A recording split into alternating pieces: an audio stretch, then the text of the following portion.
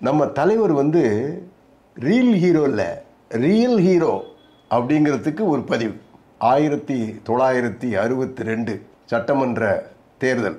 அதில் தேனி தொகுதியில் அண்ணன் எஸ் ராஜேந்திரன் அவர்கள் நிற்கிறார்.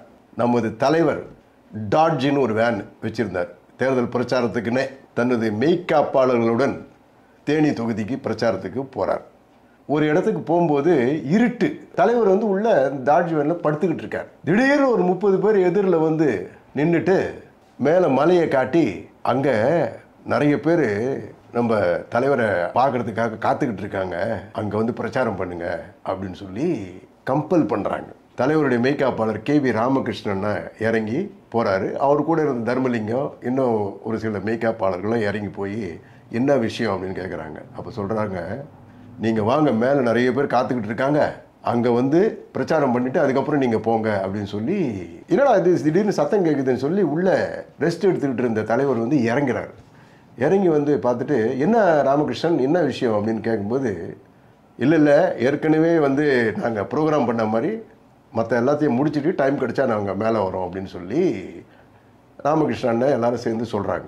அப்போது அதிலிருந்து ஒருத்தர் சொல்கிறாரு, நீங்கள் அங்கே வரலன்னா வேணோடு கொளுத்திடுவோம்.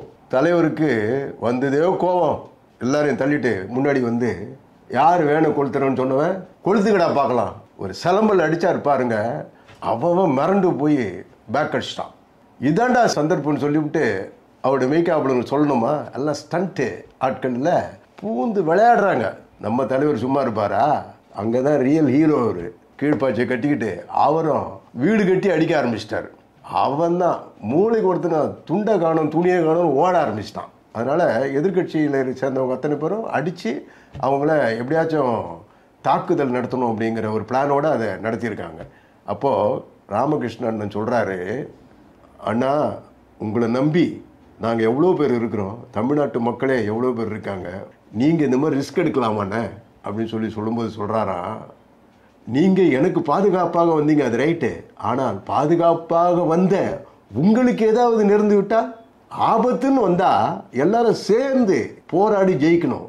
அதனால தான் உங்களோட சேர்ந்து நானும் அவங்கள துரத்துறதுக்கு சண்டை போட்டேன் அப்படின்னு சொன்னாராம். அடாடா, என்ன ஒரு அற்புதமான ஒரு மாமனிதர். அவர் ரியல் ஹீரோ இல்லை, ரியல் ஹீரோ. அடுத்த பதிவில் சந்திக்கலாம். நன்றி, வணக்கம்.